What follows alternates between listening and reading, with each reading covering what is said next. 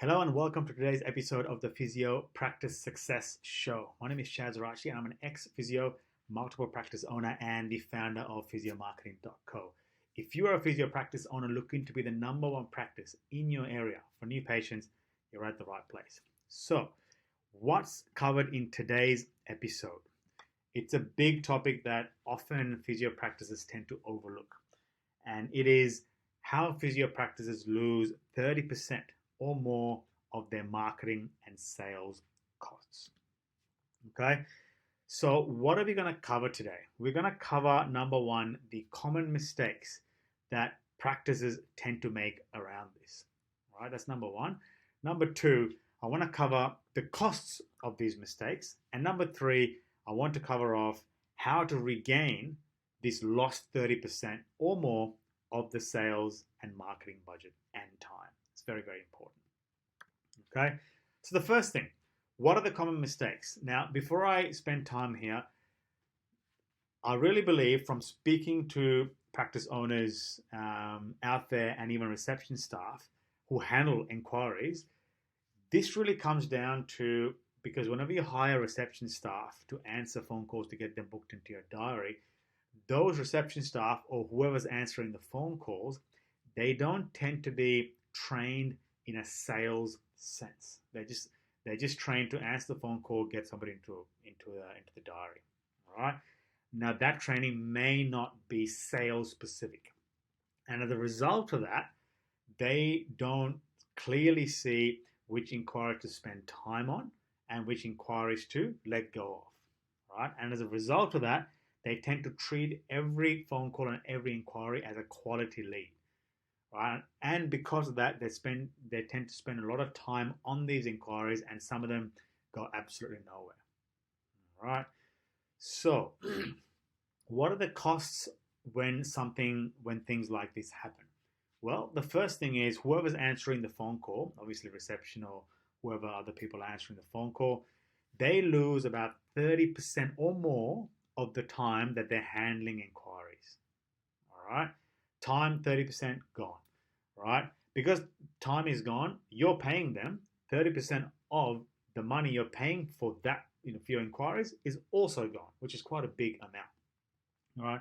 And obviously, as a result of this, you have money that's lost, you have time that is lost, and this time and this money could have gone somewhere else. So other areas of the practice may suffer because of this. So these are some pretty big costs. Now, what I want to do now is cover off the 4 types of inquiries a physio practice gets. All right, there's 4 types. The types that you should be spending time on are the first 2. The last 2 you should get completely rid of. Get rid of it. All right, so let's have a look at the first 2. The first one is the inquiries. They are ready to book right now. Now, this tends to be about 10 to 20% of the inquiries that are ready to book right now. This is typically your best group, right?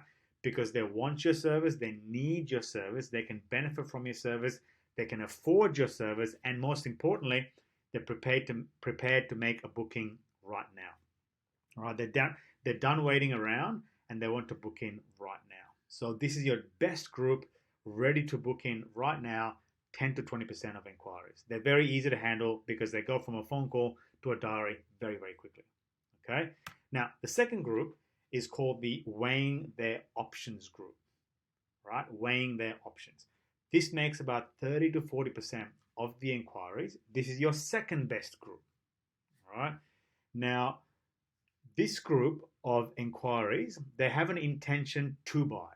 They have an intention to go to a physio. They need to have something looked at. They have an intention to go to a physio. But the problem is that their problem is not big enough, and there is no great urgency for them to book in right now. And because of that, they're not going to do the same thing as the first group did. All right? And instead, what they will be doing is they'll be looking around to find the best option for them. They'll be looking around other physio practices around the area to see who is best for them. They want to make it absolutely certain that they pick the right physio because there's no urgency, right? you as a practice owner should spend a lot of time on these inquiries, and you must have a follow-up process to go from a cold inquiry that's coming in to get them in your diary. Okay, because like I mentioned, they're looking around for the best physio. This is your opportunity to show them that you are the best physio for them. So you should be sending out a lot of follow-ups, calling them, emailing them, texting them, things like that, to get them onto your books. Very, very important.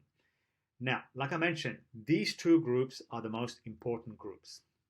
Okay, the last two groups you need to weed out straight away, because this group of inquiries is nothing but that 30% or more of the time and money that's wasted. So let's go ahead and cover them now. All right. The number 3 category is called the time wasters, right? Which is about 30 to 40%. So time wasters, 30 to 40%. These inquiries are also known as tire kickers, right? And this is the most dangerous type. This is the one that kills most of that time and most of that money, all right?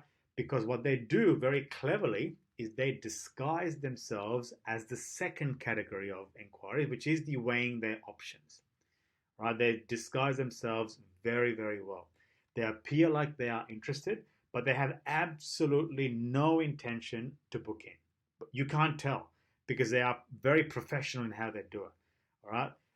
Because of that, they're called professional money and time wasters. They're very good at it, okay? So you need to weed these inquiries out as quickly as you can, because they will go undetected for a long time, and that's going to cause you a lot of problems in terms of money that's lost and time that's lost, right? The last group is called mistakes, which is the 10 to 20% of all inquiries. Now, these tend to be inquiries that they've called you by accident. They called you by mistake. They shouldn't have called you. Right? They're very easy to figure out because you get a sense of who they are very quickly. And obviously your intention is to weed them out very, very quickly. And it's very easy to do that because it's very easy to recognize them. Okay? Now, I really hope that was useful.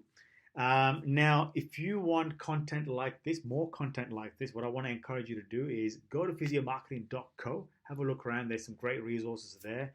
Or call us in...